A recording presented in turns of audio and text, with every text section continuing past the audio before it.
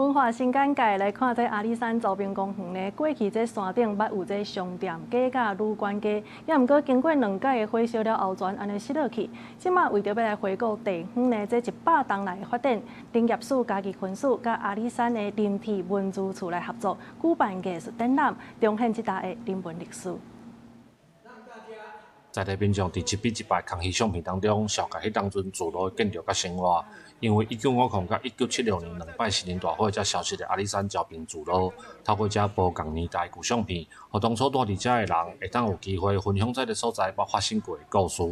对一些旅客以及当地的居民来讲，这是一个非常难得的活动，让这个当地的居民以及旅客可以回溯一下当时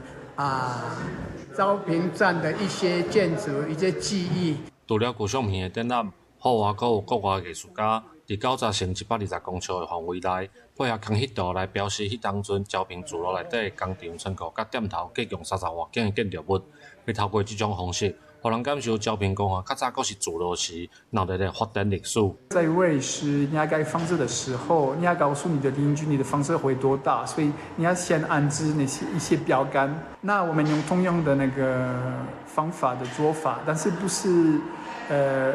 呈现未来，而是再现过去。林业署家己分署甲阿里山林体文资处伫阿里山的招兵车站举办装置艺术展，记录这个海拔2274公尺高的聚落，安怎为臭树仔集运中心甲闹热的商店街仔，最后成做招兵公园的完整过去。希望透过展览的内容，互人更较入捌阿里山在地的故事。记者林慧婷家己报道。